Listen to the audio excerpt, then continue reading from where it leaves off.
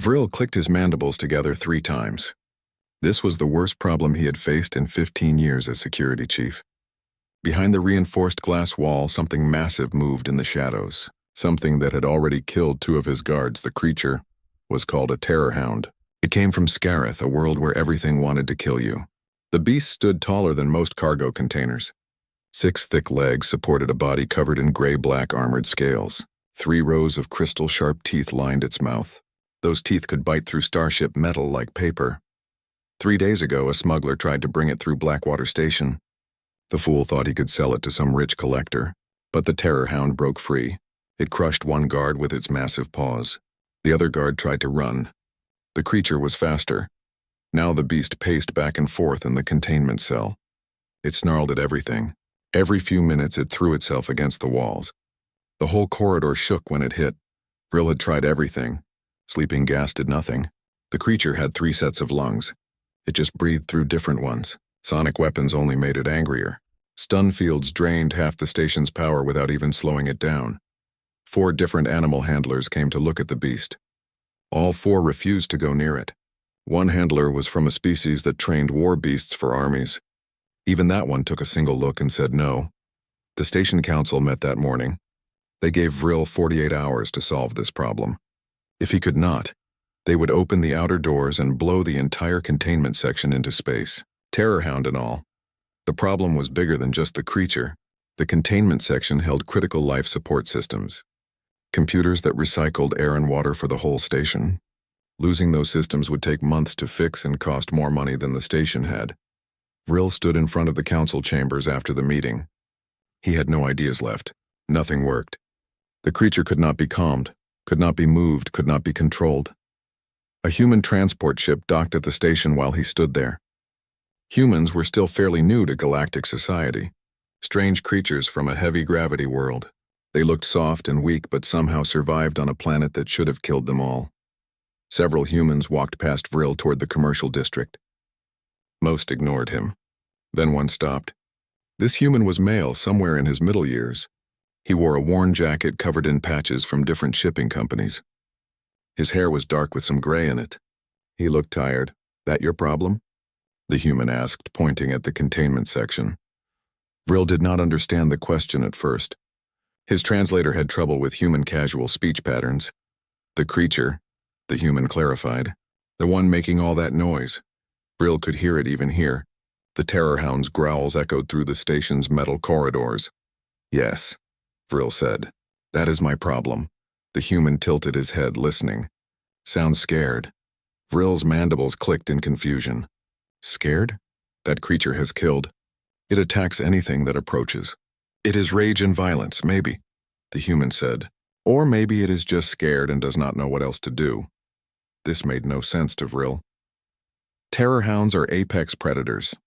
They fear nothing, the human shrugged. Everything fears something. Has anyone tried talking to it? It is non-sapient, Vril explained. It cannot understand speech. I did not say talking with words, the human said. I meant, talking. Body language, tone. Showing it there is nothing to be afraid of. Vril stared at the human. This was possibly the strangest conversation he had ever had. "You think that creature can be communicated with?" "Maybe mind if I take a look?" Vril should have said no. Humans were fragile compared to most species. If something went wrong, there would be another death to report. But Vril was out of options and out of time. "Follow me," he said. The human walked beside him through the corridors. "I am Owen, by the way. Owen Decker. I haul freight between systems. Nothing exciting. I am Security Chief Vril. Nice to meet you, Chief." They reached the observation area. Through the thick glass, the Terror-Hound prowled its cell.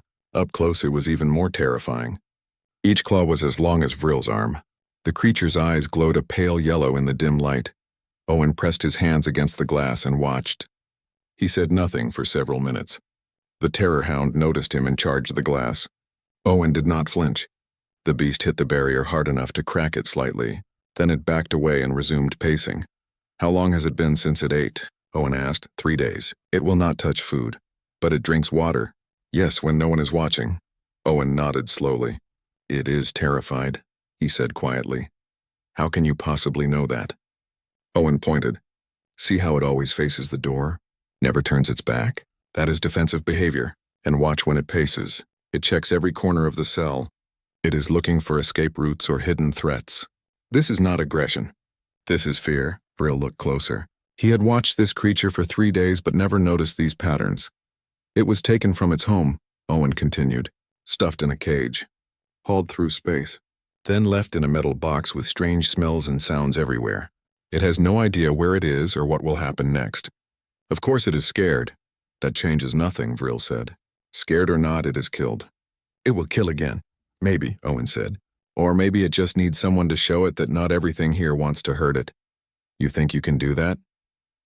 Owen looked at the Terror-Hound for a long moment. I have gentled scared animals before. Farm animals mostly. A few wild ones. The principle is the same. You show them respect. You give them space. You let them come to you on their terms. That creature is not a farm animal. No. Owen agreed. But fear is fear. And trust is trust. Those things work the same everywhere. Vril wanted to refuse.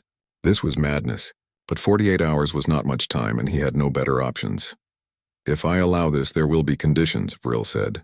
You wear protective gear, security team standing by, and you have 1 hour maximum. Owen shook his head. No protective gear. It will sense that as a threat. I will take an emergency beacon, but that is all. That is suicide. Maybe, but armor and weapons will not help anyway. If it wants to kill me, it will. My only chance is convincing it not to want that. Vril clicked his mandibles. Humans were either very brave or very stupid. Possibly both. One more thing, Owen said. I need the cameras in the cell turned off. Why? Because being watched makes frightened animals more defensive. It needs privacy to calm down. This was highly irregular. But then, everything about this situation was irregular. I will need to ask the council, Vril said. 2 hours later, Owen stood in front of the containment cell door. He carried a large sack of raw meat over one shoulder. Behind him, Vril and 12 armed guards waited with weapons ready. Last chance to change your mind, Vril said. Owen took a deep breath. Open the door. The door slid open with a hiss of hydraulics. The Terror-Hound's growl shook the corridor like thunder. Owen stepped inside. The door closed behind him with a heavy clang. Through the external monitoring system, Vril watched the bio readings. The Terror-Hound's heart rate spiked, but Owen's reading stayed remarkably calm. Inside that cell, Vril thought, was either the bravest human in the galaxy or the craziest. Possibly both. Now they would see if human madness could succeed where galactic logic had failed. The containment cell door sealed shut. Owen stood alone with the most dangerous creature on Blackwater Station. The Terror-Hound crouched at the far end of the room. All 6 legs were tensed like springs. Its head hung low. Lips pulled back to show every single one of those crystalline teeth. The growl never stopped. It was a deep rumble that Owen felt in his bones, like standing next to a running engine. The sound filled every corner of the cell. Owen did not move forward. He did not try to make eye contact. Instead, he walked slowly to the left side of the door and sat down on the floor. His back pressed against the cold metal wall. The sack of meat rested beside him. The Terror-Hound watched every movement. Its pale yellow eyes tracked Owen like targeting lasers. But it did not attack. Not yet. Owen kept his breathing slow and steady. He had been in situations like this before. Not with anything this big or this deadly. But the basics were the same. Let the animal observe. Let it realize you are not a threat. Minutes passed. The growl continued, but something changed in its tone. Less aggressive. More uncertain. The creature was confused. Every other being that entered this cell either attacked immediately or tried to run. This strange small thing did neither. Outside in the security office, Vril stared at the monitoring screens. He could not see inside the cell because Owen requested privacy, but biomonitors showed both life signs. The Terror-Hound's heart rate was elevated but not in full attack mode. The human's vitals were impossibly calm. How could anyone sit that still in the presence of a killer? 20 minutes crawled by. Owen sat motionless. He watched the walls, the floor, anywhere except directly at the creature. Direct eye contact meant challenge in most animal species. Better to appear disinterested. Finally, Owen reached into the sack. His movements were slow, careful, deliberate. He pulled out a chunk of raw meat. It was larger than his head. He did not throw it, did not wave it around. He simply placed it on the floor halfway between himself and the Terror-Hound. Then he pulled his hand back and looked away. The growling grew louder for a moment, then stopped completely. Silence filled the cell for the first time in 3 days. Owen kept looking at the wall, pretending not to notice. He could hear the creature breathing, heavy breaths that whistled slightly through its nostrils. Minutes passed in silence. Then came a new sound. Claws clicking on metal. The Terror-Hound was moving. Owen did not turn his head. He did not tense up. He just sat there, breathing slowly, letting the animal make its own choices. The clicking stopped. Owen could feel the creature's presence near the meat. He heard sniffing sounds, long, deep inhalations as the Terror-Hound investigated this offering. Was it poisoned? Was it a trap? Then in one quick motion, the creature grabbed the meat and retreated. Owen heard it moving back to the far corner. He still did not look. He just sat there, patient, calm, showing no threat. The sound of eating filled the cell. Tearing, crunching. The Terror-Hound was hungry. 3 days without food would make any creature desperate. Owen waited until the sound stopped. Then he reached into the sack again. Another piece of meat. Same routine. Place it on the floor. Pull hand back. Look away. This time the Terror-Hound approached faster. Still cautious but less fearful. It snatched the meat and retreated, but not as far as before.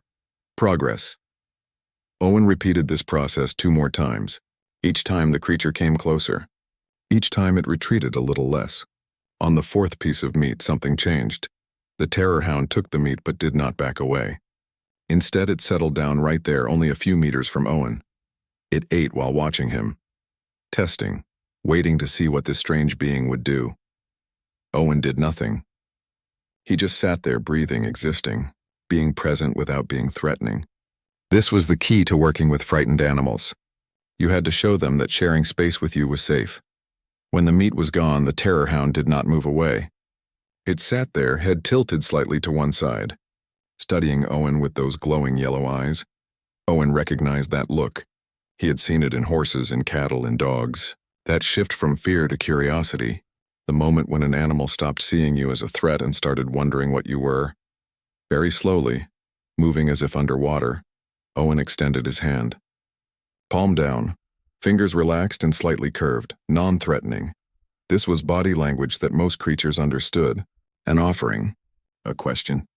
May I approach? The Terror-Hound stared at his hand. Its nostrils flared, taking in his scent. Owen could smell the creature too. Like hot stone and something metallic. Not unpleasant. Just different. Seconds stretched into minutes. Neither moved. Then the Terror-Hound leaned forward. Its head was massive. Easily the size of Owen's entire torso. One bite and it would be over. But Owen kept his hand steady. Kept his breathing calm. Showed no fear. The creature sniffed his hand. Then his arm. Moving up toward his face. Owen felt the heat of its breath. Felt the moisture of its exhalations on his skin. The Terror-Hound was close enough now that he could see every detail. The scales were not just gray-black. They had hints of blue and purple in certain light. The eyes were not just yellow. They had green flecks near the center. The sniffing continued for what felt like hours but was probably only a minute. Then the Terror-Hound pulled back slightly. It looked at Owen, really looked at him. And something in those eyes was different now. The creature lowered its massive head, brought it down level with Owen's extended hand. The gesture was unmistakable. Owen had seen horses do this. Dogs do this. Even cats sometimes. It was permission. An invitation. Owen moved his hand forward inch by inch. Finally, his palm made contact with the creature's snout. The scales were warm, smooth like river stones warmed by the sun. He rested his hand there for a moment, just touching, just being connected. Then slowly, carefully, Owen began to stroke. Gentle movements, the same way he would pet any animal. Running his hand along the top of the snout, up between those glowing eyes. The Terror-Hound's eyes closed. The massive body relaxed. Muscles that had been tensed for 3 straight days finally unwound. And from deep in the creature's chest came a new sound, not a growl. Something else entirely. A rumble of contentment that made the floor vibrate. Owen felt it through his whole body. This massive predator from a death world was purring. Owen smiled and continued the gentle head pats. His other hand came up now, stroking both sides of the creature's head. The Terror-Hound leaned into the touch like it had been waiting for this its entire life. Outside in the security office, every alarm and sensor went quiet. The aggression levels on the monitoring systems dropped to 0. The stress hormones in the creature's blood decreased dramatically. Heart rate slowed to something almost restful. Vril stared at the screens in disbelief. His mandibles hung open. The other guards looked at each other in confusion. Around them, other station personnel who had gathered to watch whispered in amazement. "What is the human doing?" One guard asked. Vril had no answer. According to everything they knew about terror-hounds, this was impossible. These creatures could not be tamed, could not be calmed, could not form bonds with other species, yet the bio readings did not lie. "He is petting it," another guard said, voice full of wonder. "I can see that," Vril snapped. "But how? Why is it working?" Nobody had an answer. Inside the cell, Owen continued his gentle ministrations. He talked to the creature now. Soft words in human language that the terror-hound could not understand, but tone mattered more than words. The creature responded to the gentleness in his voice. The calm, the affection. "There you go," Owen murmured. "Not so scary, are you? Just scared and alone." Nobody explained what was happening. Nobody showed you kindness, but that is okay now. "You're okay." The terror-hound made a small sound, almost like a whimper. Then it moved closer, pressing its massive head against Owen's chest. This creature that could tear through starship hulls was seeking comfort like a lost puppy. Owen wrapped his arms around the creature's head as much as he could, giving it that comfort, that connection.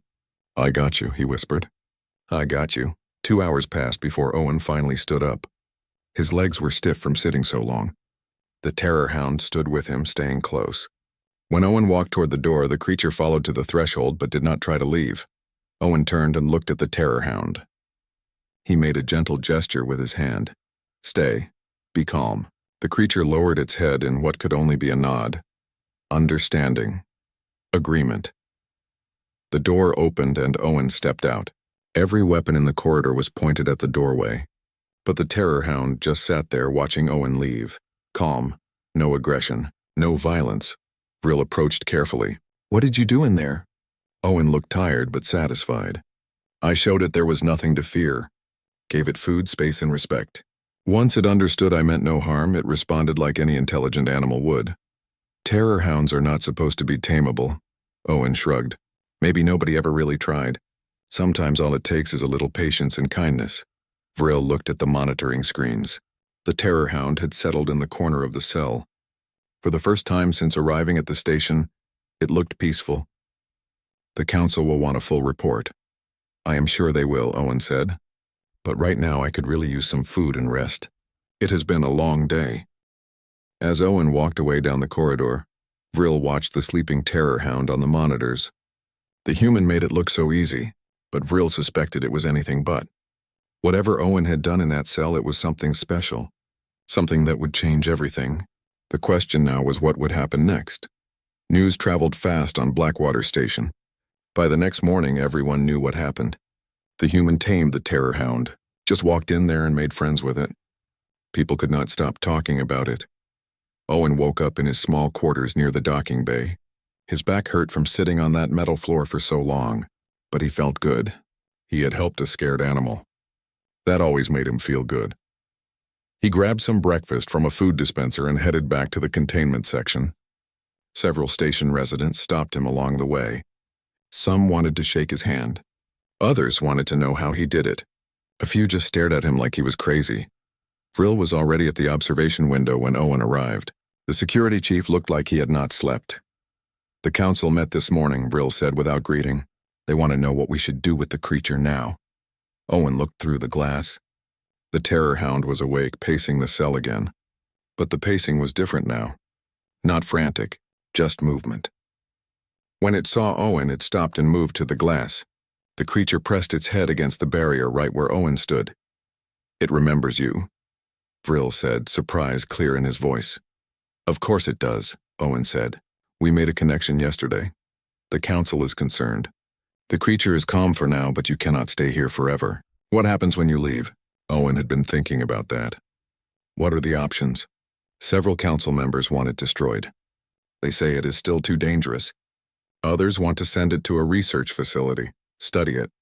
Learn how you achieved this result. And what do you think? Owen asked. Vrill's mandibles clicked slowly. I think that creature has already suffered enough. Being captured, transported, caged. Now we talk about sending it away again like cargo. But I also think the station cannot keep it permanently. We have no facilities for such a creature. Owen nodded. Let me spend some more time with it. See what I can figure out. Vrill approved this request. Owen entered the cell again. This time he brought more than just food. He brought observation and patience. The Terror-Hound greeted him eagerly. It made that rumbling purr sound and pressed its massive head against Owen's chest. He spent time petting it, talking to it, just being present. Then he started watching more carefully. How the creature moved, how it reacted to different things, what seemed to interest it or concern it. The Terror-Hound was smart. Really smart. When Owen sat down, the creature understood to sit too. When Owen stood, it stood. Not because of training, because it was paying attention, learning, adapting. Owen tried something. He picked up a small piece of debris from the corner of the cell. A bit of broken pipe. He tossed it gently across the room. The Terror-Hound watched it bounce and skitter across the floor. Then it looked at Owen, questioning. Owen nodded toward the pipe. The creature moved to it, sniffed it, then carefully picked it up in its mouth. Brought it back to Owen, dropped it at his feet. Good, Owen said, smiling. He picked up the pipe and tossed it again. The Terror-Hound retrieved it again. They repeated this 5 times. Each time the creature got faster, more excited. It was playing. This massive predator was playing fetch. Owen tried other things. He held up his hand in a stop gesture. The Terror-Hound stopped moving. He pointed at the ground. The creature lay down. Simple gestures. Simple communication. But it worked. Over the next few days, a pattern developed. Owen came to the cell every morning. He brought food. He spent hours with the creature. And he taught it things, not tricks. Communication. Ways for them to understand each other. Sit, stay, come, gentle. Each gesture paired with a consistent sound. The Terror-Hound learned fast. Almost too fast. Its intelligence was far beyond what anyone expected. Station residents started gathering at the observation windows. They watched Owen work with the creature. Children pressed their faces against the glass. Scientists took notes. Even hardened security guards found themselves impressed. Owen named the creature Ash, for its gray-black coloring. When he said the name, the Terror-Hound responded, ears perking up, head tilting. It knew that sound meant itself. Ash became playful when Owen was present. The creature found a large cargo container that had been left in the cell. It batted the container around like a toy, gentle taps from those massive paws that sent the metal box sliding across the floor. When Owen laughed, Ash made a sound almost like laughter too. But Ash was also protective. Once, a maintenance worker entered the corridor outside the cell while Owen was inside. The worker made a loud noise with his tools. Ash immediately moved between Owen and the door. Not aggressive, just positioned to protect. The creature only relaxed when Owen told it everything was fine. The bond between them grew stronger each day. Ash followed Owen with its eyes constantly. When Owen left, the creature settled by the door and waited. When Owen returned, that rumbling purr started immediately. A journalist from the Galactic News Network arrived on the station. She wanted to interview Owen about taming the Terror-Hound. Her name was Rella, a churn with bright blue feathers. How did you do it? She asked. Recording device pointed at Owen. I did not do anything special, Owen said. I just treated Ash with respect. Ash? The Terror-Hound. That is its name. Rella's feathers ruffled. You named it? It is a non-sapient creature. So are dogs and cats and horses back on Earth. We name them too. Why would this be different? Because Terror-Hounds are dangerous predators. So are dogs if you go back far enough, Owen said. Humans domesticated wolves, creatures that could kill us. We learned to work with them, became partners with them. The principle is the same. But that took thousands of years of selective breeding.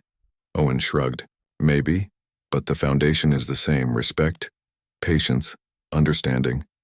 Those things do not need thousands of years. They just need willingness. The interview was broadcast across the galactic networks. Response was immediate and mixed. Some species were fascinated. Others thought humans were insane. A few began asking questions about their own treatment of non-sapient creatures. On the 5th day, Something unexpected happened. A ship docked at Blackwater Station. Aboard was a Vordani legal representative, tall, thin, with skin like polished obsidian.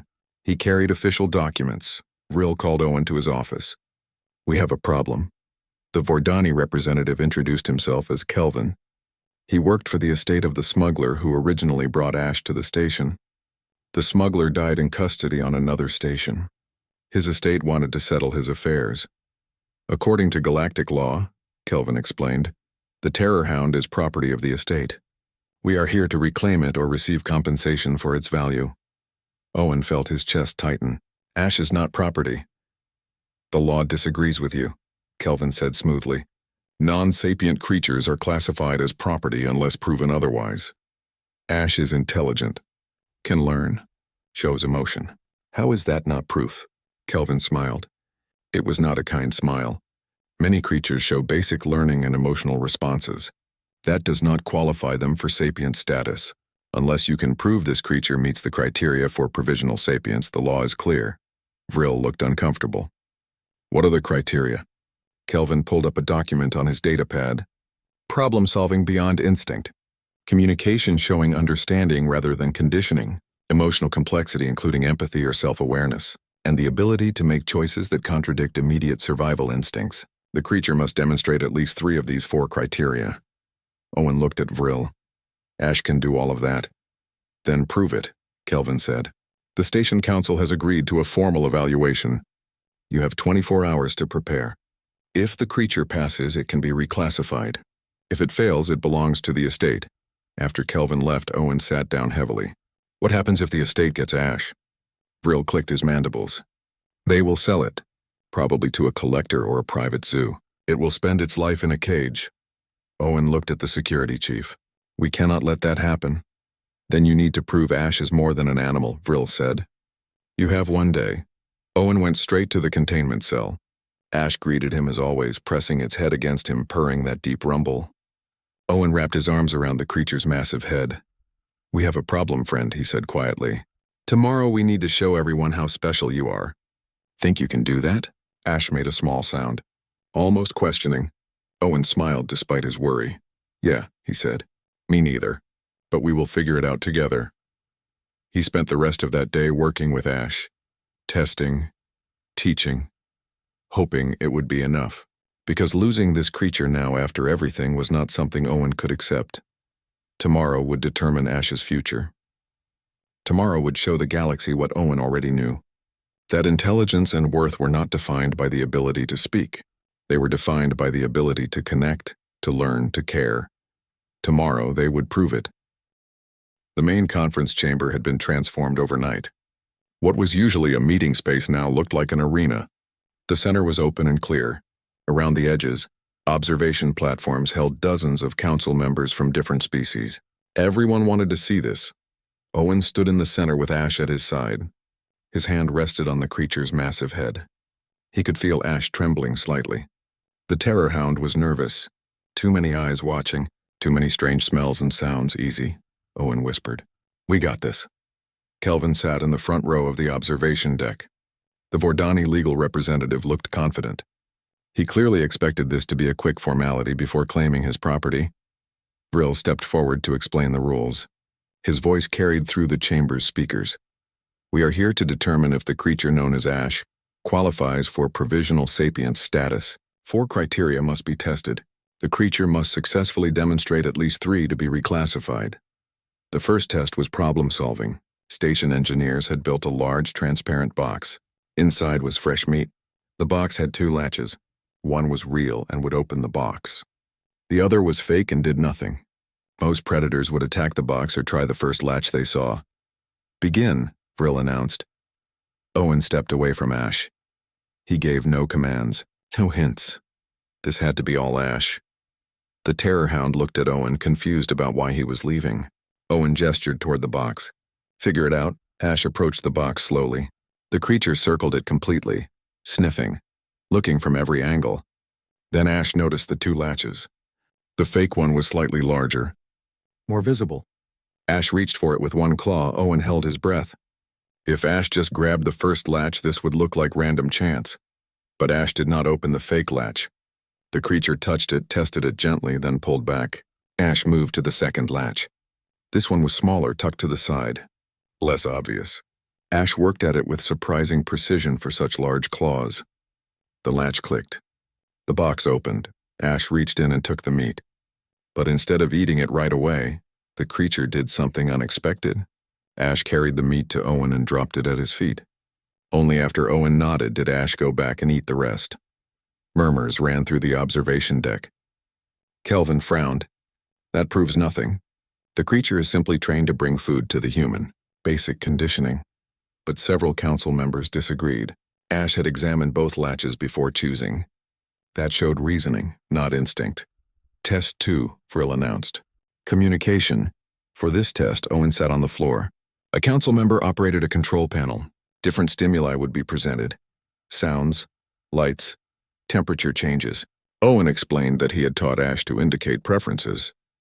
Moving to Owen's left meant discomfort or dislike. Moving right meant pleasure or preference. Staying centered meant neutral. If Ash is merely conditioned, Owen said, the responses will be random. If Ash truly understands, the responses will be consistent and logical. The test began. A high-pitched sound played. Ash moved to Owen's left immediately. The sound stopped. Ash returned to center. A warm, gentle light glowed. Ash stayed centered, neutral.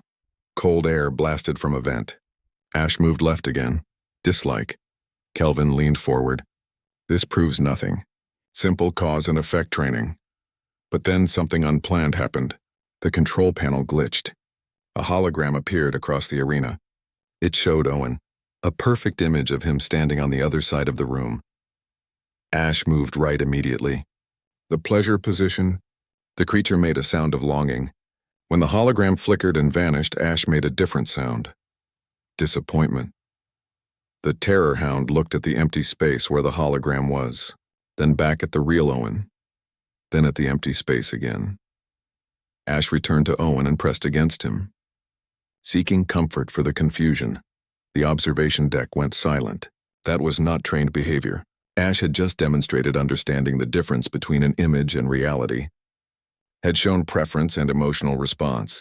Several council members began taking notes rapidly. That was not part of the test, Kelvin objected. It should not count.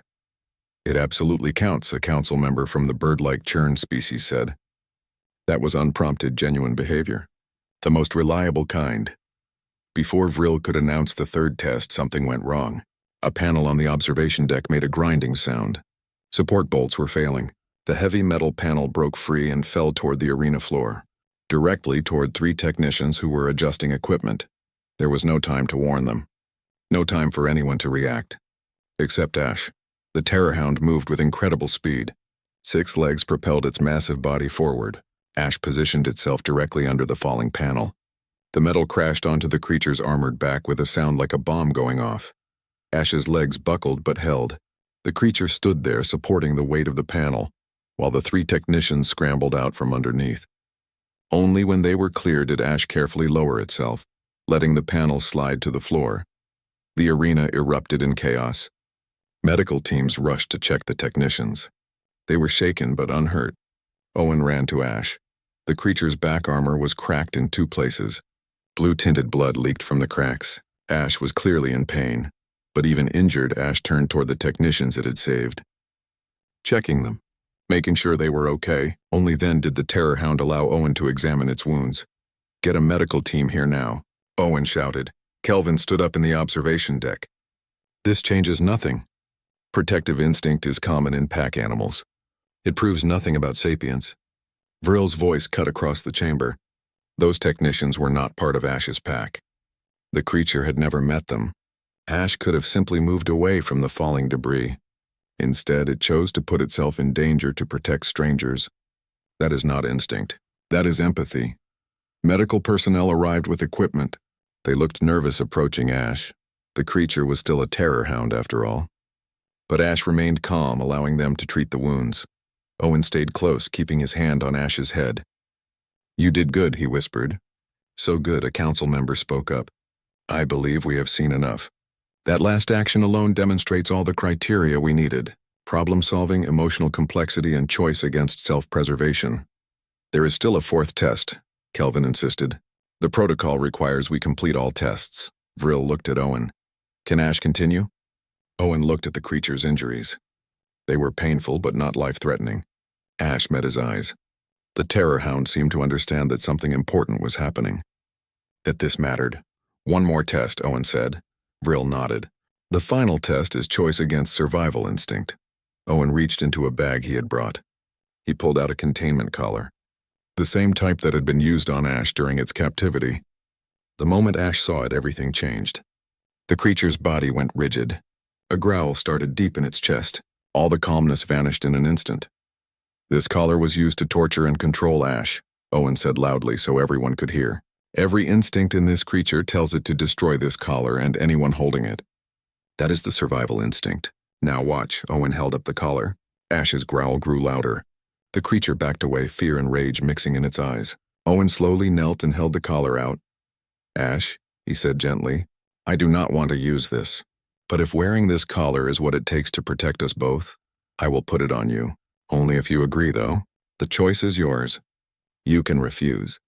You can even attack me if you feel you need to. I will not fight back. This decision belongs to you. The arena held its breath. Kelvin leaned forward, certain the creature would attack. This was a Terror-Hound, after all. They did not make rational choices. They acted on instinct. Ash stared at the collar. Then at Owen. The growl continued. The creature's whole body trembled. Every instinct screamed at it to destroy this thing. To never let itself be trapped again. Minutes passed. They felt like hours. Then slowly the growl faded. Ash took a step forward. Then another. The massive head lowered until it was level with Owen's hands. Owen felt his throat tighten. Are you sure? Ash did not move away. The choice was made. Owen's hands shook as he placed the collar around Ash's neck. He did not fasten it, just rested it there. A symbolic gesture. Ash could shake it off easily. The Terror-Hound stood, still, accepting, trusting, choosing to override every survival instinct because it trusted Owen. Because it understood that sometimes we make choices not for ourselves but for those we care about. Owen removed the collar and tossed it away. He wrapped his arms around Ash's neck. Thank you, he whispered. Thank you. The observation deck erupted in noise. Council members argued and debated. But the majority opinion was clear. Ash had demonstrated every single criterion for provisional sapience. Problem-solving beyond instinct. Understanding communication. Emotional complexity and empathy. And the willingness to make choices against survival instinct. Vril called for a vote. It had to be unanimous for reclassification. One by one, council members voted yes. Even those who had been skeptical could not deny what they witnessed. Finally, only Kelvin remained. All eyes turned to him. The Vordani representative stood slowly. His face was unreadable. I withdraw the estate's claim, he said quietly. This creature has more value as a free being than as property. The vote is unanimous. Vril's voice rang out. By unanimous vote of this council, the creature known as Ash is granted provisional sapient status. It is not property but a ward of Blackwater Station until full sapience evaluation can be completed. Owen buried his face in Ash's neck. The creature made that rumbling purr sound. They had done it. Together, they had shown the galaxy that intelligence and worth could not be measured by speech alone. As medical teams finished treating Ash's wounds, Owen looked up at the observation deck. At all those different species watching, he wondered if any of them understood what had really happened here today. It was not just about Ash. It was about changing how the galaxy thought about consciousness, about connection, about what it meant to be a person. One human and one Terror-Hound had just started a revolution, and Owen suspected this was only the beginning. 3 weeks after the evaluation, Blackwater Station was different. The crisis that brought Owen and Ash together had created something new, something unexpected. The station council voted to establish a xenobiology research center. They wanted to study what humans called animal companionship, how it worked, why it worked, whether other species could learn it. Ash became the center's primary resident. Owen became its chief consultant. Research teams arrived from across the galaxy. Everyone wanted to understand what happened. How did a human tame a Terror-Hound in hours when experts said it was impossible? A Churn scientist named Tella was first to try Owen's methods. She picked a predator from her own homeworld, a razor cat, smaller than a terror-hound but still dangerous. Tella sat with it just like Owen did with Ash, patient, calm, offering food. The razor cat killed her within 5 minutes. She survived thanks to quick medical intervention. But the lesson was clear. Owen's methods worked, but not for everyone. Not for every species. More attempts followed. A man-tier researcher tried gentle approaches with a herd animal from his planet. Nothing happened. The animal ignored him completely. It did not become aggressive, but it also showed no interest in bonding. A Varn tried working with a pack hunter. The creature tolerated the Varn's presence but never showed affection or trust. Just acceptance. Something was different about humans, something that made Owen's success possible. The researchers needed to figure out what. They studied Owen extensively. Brain scans, chemical analysis, behavioral observation. They compared human biology to dozens of other species. Patterns emerged. Humans evolved as hunters on a heavy-gravity world. But unlike most apex predators, they developed complex social structures. They formed bonds not just with their own kind, but with other species. Dogs, cats, horses, even dangerous animals that could kill them. Your people domesticated wolves, Tella said during one interview. Her wing was still healing from the razor cat attack. How is that possible? Wolves are predators. They should have killed your ancestors, Owen shrugged. Someone had to be the first to try. Someone had to look at a wolf and think maybe we could be friends instead of enemies. That is insane. Maybe. But it worked. And now dogs are everywhere on Earth, loyal companions, working partners, family members. Tella made a note on her data pad. What makes humans able to do this? I am not sure, Owen admitted. Maybe it is because we are social creatures ourselves. We understand pack dynamics. We read body language naturally. We empathize easily. Other species are social. Other species have empathy. True, but maybe not in the same way. Humans feel connections to living things deeply. We cry when animals die in stories. We risk our lives to save creatures that are not even our own species. It is just how we are built. The research continued. Scientists discovered that humans naturally adjusted their behavior around animals. They softened their voices, slowed their movements, made themselves less threatening without even thinking about it. It was instinctive. During all this research, Ash continued to thrive.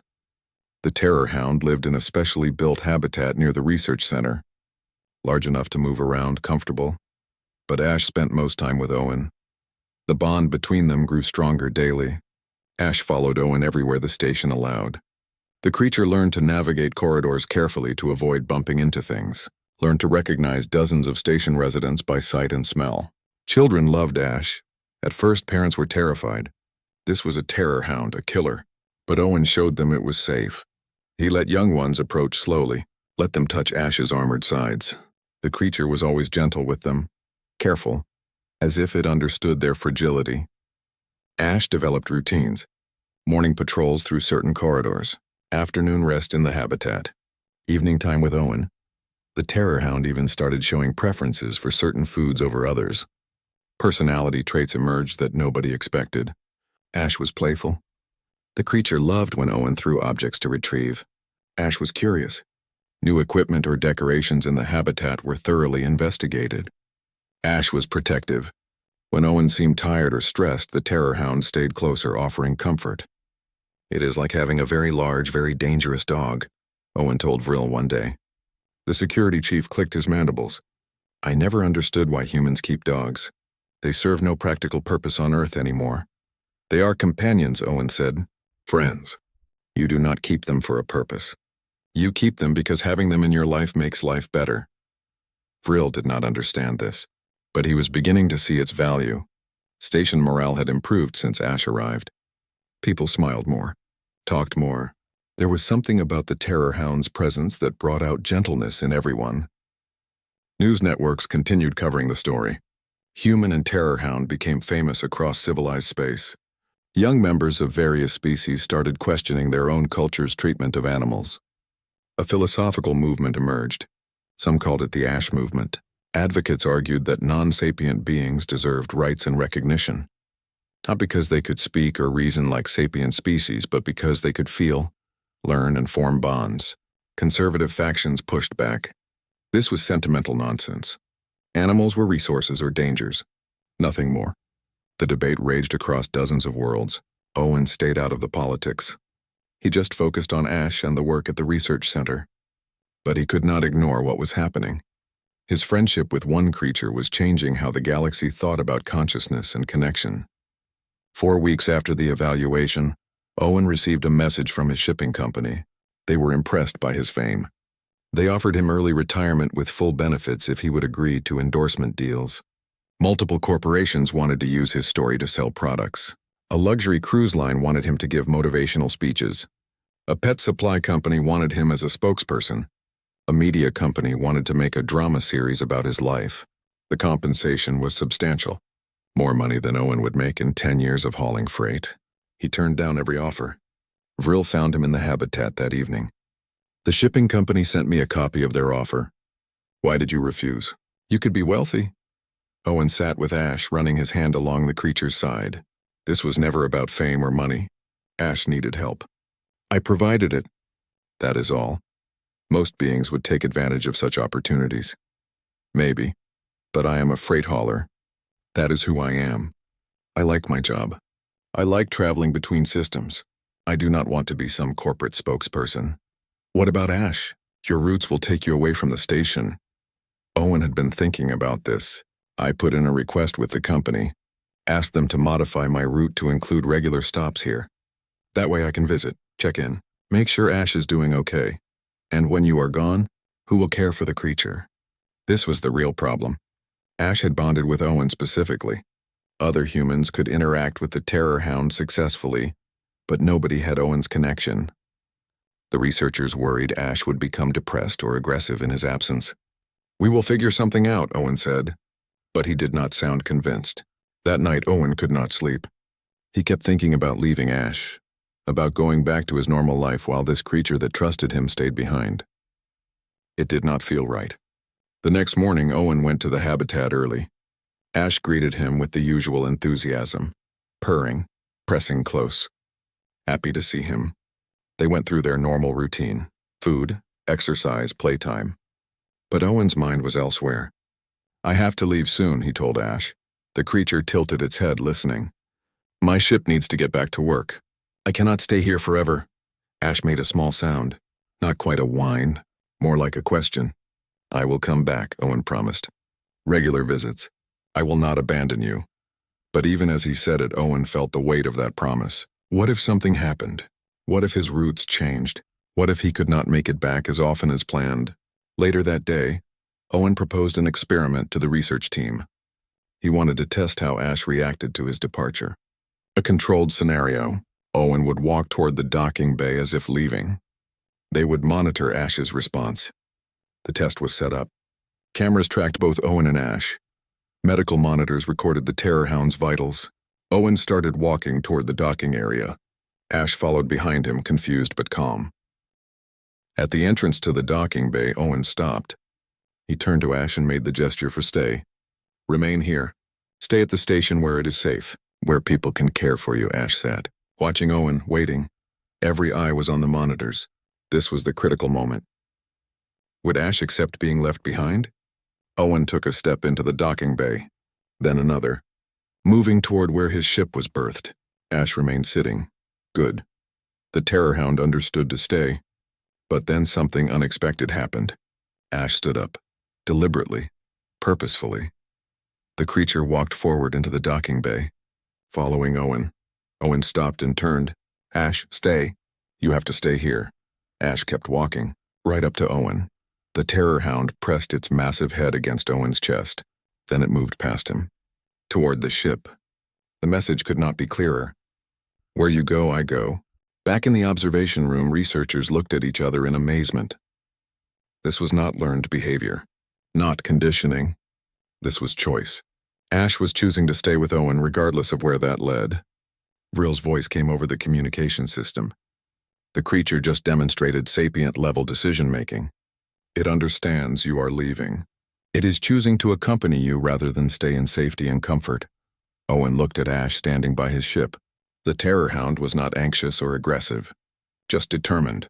This was home now, not the station, not the habitat. Owen was home, and home goes where home is. Owen felt something shift in his chest. A decision crystallizing. He had been fighting this for weeks, trying to figure out how to leave Ash behind. But the answer was simple. He did not have to leave Ash behind. Ash could come with him. It was crazy. Completely insane. Bringing a Terror-Hound onto a cargo freighter. But Owen had done crazier things. He had walked into a cell with a killer predator armed with nothing but raw meat and patience. This was just the next step. Owen contacted his shipping company. "I need to make a modification request for my ship." The response came quickly. The company was not thrilled about housing a Terror-Hound on a cargo vessel. But the publicity value was enormous. They agreed. One of their larger freighters would be modified, reinforced, given proper space and life support for both human and Terror-Hound. It would take time. Several weeks of work, but it would happen. Owen knelt beside Ash. "Looks like you are coming with me, friend. Hope you like traveling." Ash made that rumbling purr sound and pressed close. The Terror-Hound did not care where they went, as long as they went together. Around them, station personnel watched in wonder.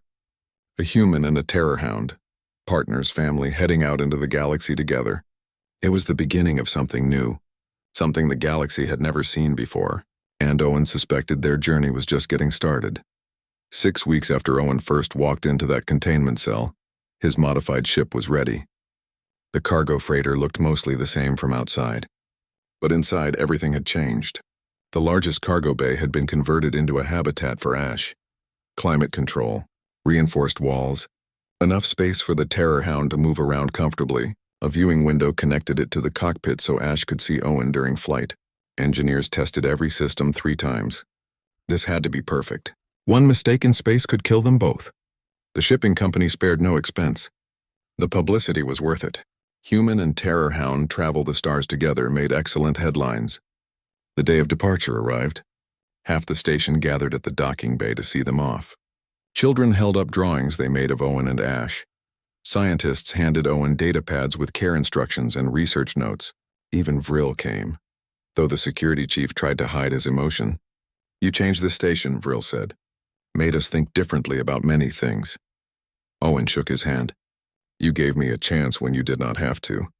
Thank you for that. Take care of each other out there." "We will."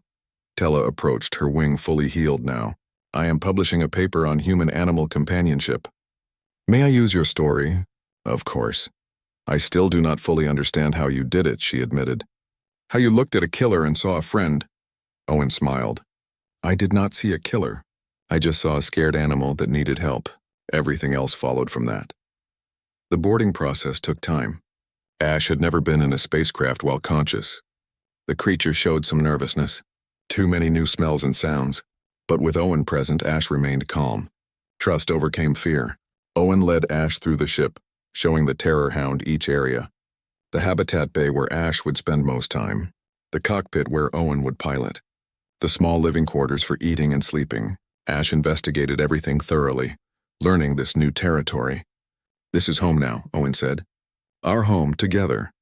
Ash made that rumbling purr and settled in the habitat. The creature positioned itself where it could see through the viewing window to the cockpit. Not willing to let Owen out of sight. Final checks completed. Station control cleared them for departure. Owen settled into the pilot's seat.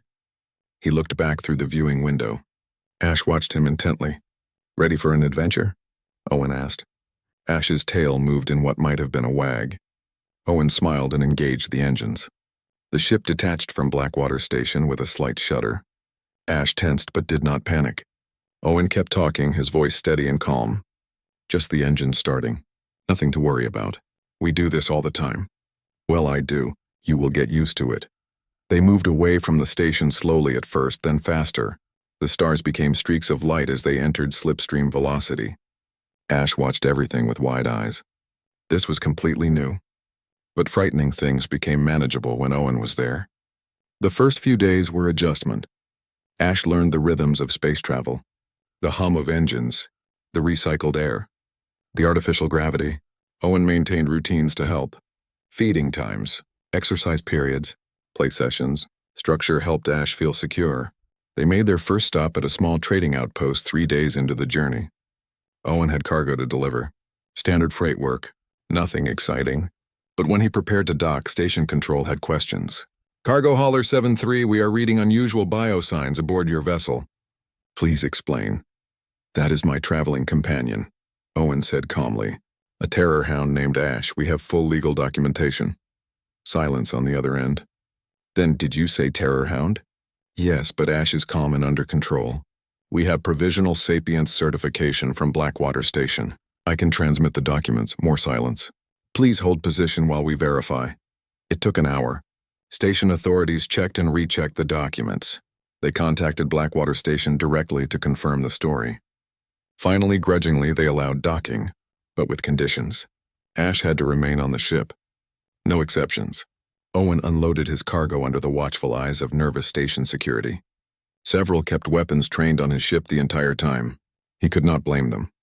Terror-hounds had a reputation. Other stations were more welcoming. News had spread. The famous human and his terror-hound companion. Some station masters asked if they could see Ash. Owen arranged careful viewing sessions. Groups of curious onlookers gathered at safe distances while Ash demonstrated trained behaviors. Sitting, staying, playing fetch with cargo containers. Each demonstration changed minds.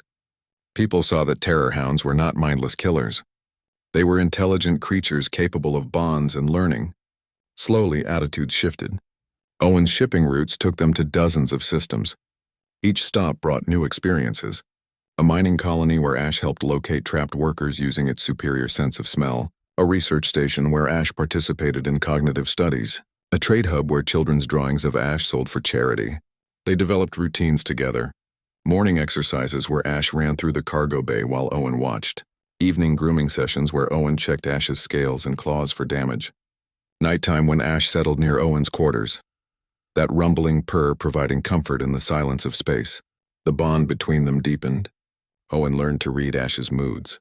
When the creature was playful or serious or needed reassurance, Ash learned Owen's patterns. When he was stressed or tired or happy, they communicated without words through a language built on trust and time. Other humans started doing similar things. Not with terror-hounds. Those were too rare and dangerous.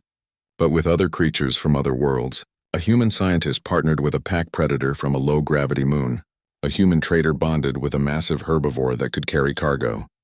A human diplomat brought calm to a dangerous situation by befriending a local apex predator that everyone else feared. The pattern was clear. Humans had a gift for forming these connections, for seeing past the danger to the potential for friendship. It became a known thing. If you had an animal problem, ask a human for help. 6 months into their journey, Owen received another offer from his shipping company. They wanted to expand his role, make him an official specialist in interspecies relations. Better pay, more resources, a larger ship. He would travel the galaxy helping establish connections between humans and non-human creatures. Owen considered it seriously this time, not for the money or prestige, but because it felt right. He had found his purpose, not hauling cargo, though he enjoyed that, but building bridges between species, showing that friendship could exist anywhere if you approached with patience and respect. He accepted the position. The company sent him a new ship, much larger, with proper facilities for multiple creatures if needed, state-of-the-art everything. They even offered to hire support staff. Owen declined that part. Just him and Ash was plenty. Their work took them to the edges of known space, places where humans were still new, still strange. Owen would arrive at a station with a problem creature, something dangerous that needed to be removed or destroyed. He would spend time with it. Use the same methods that worked with Ash. Patience, respect, gentle persistence. Not every attempt succeeded. Some creatures were too damaged by previous trauma. Some were genuinely aggressive by nature. Owen learned to recognize when bonding was possible and when it was not. But his success rate was remarkable. A year after leaving Blackwater Station, Owen and Ash returned for a visit. The research center had expanded dramatically. Multiple species now worked there, studying human bonding techniques and trying to adapt them for their own use. Vril greeted them at the docking bay. "You have become famous, you know." "I know," Owen said. "I try not to think about it." "There is a monument in the main plaza, a statue of you and Ash. The children insisted on it." Owen felt embarrassed. "That seems excessive." "Not to them. You showed them that kindness matters. That gentleness is strength." Those are important lessons. They toured the station. So much had changed. The hostile atmosphere of a year ago was gone. Now the station felt warm, welcoming. Animals of various species lived in habitats throughout the facility, most with human caretakers. The Ash movement had grown into a full cultural shift. That evening, Owen stood in the plaza looking at the statue. It was well made. Captured him sitting with Ash, his hand on the creature's head. The same pose from that first day in the containment cell. A plaque at the base read, "Where fear ends, friendship begins." Ash pressed against him, looking at the statue curiously. The Terror-Hound made a questioning sound. "That is us," Owen said. "Or at least what we represent. Proof that connection matters more than fear. That trust can bridge any gap." As they stood there, children approached. The same children who used to press their faces against the glass to watch Ash. Now they ran up without hesitation. Ash lowered its head so they could pat it. Gentle, careful, knowing how fragile these small beings were. Owen watched them play. Human children. Churn younglings. Born offspring. All laughing together while a Terror-Hound played fetch with them. A scene that would have been impossible a year ago. Now it was normal. Vril joined Owen at the edge of the plaza. "You started something important here." "I just helped one scared animal," Owen said. "Perhaps. But that one act changed how thousands of beings think about consciousness and connection. That is not small." Owen supposed that was true. One human and one Terror-Hound had started a revolution. Not through violence or politics. Just through friendship. Their ship departed the next morning. Back to work. More systems to visit. More creatures to help. More bridges to build. Ash settled in the habitat, comfortable in this routine now. Space travel was normal. The ship was home. And wherever the ship went, Owen went. That was all that mattered. As they entered Slipstream, Owen looked back through the viewing window. Ash met his eyes. That connection they shared, that bond that should not exist but did, built on nothing more than patience, respect, and head pats. The galaxy was vast, full of different species, different worlds, different ways of thinking. But one thing was universal. Everyone, human or otherwise, sapient or not, needed connection. Needed to know they mattered. Needed someone to show them kindness when they were scared. Owen did not set out to change the galaxy. He just wanted to help one frightened animal. But sometimes that is all it takes. One act of compassion, one moment of choosing connection over fear, one person willing to extend a hand to something everyone else called a monster. The ship raced through the stars. Inside, a human sat at the controls. Behind him, a Terror-Hound rested peacefully. Two beings from different worlds. Different species. Different everything, but bound together by something stronger than any difference. Friendship. And as they traveled deeper into the unknown, that friendship would light the way, showing everyone who saw it that the strongest bonds are not built on similarity, but on the willingness to see past differences to the heart beneath. Owen smiled and checked his navigation charts. 3 more stops this week, 3 more chances to prove that kindness mattered, that gentleness was strength, that a human willing to give head pats could change everything. Behind him, Ash made that rumbling purr, content, happy, home. And really, Owen thought, what more could anyone ask for than that? The end.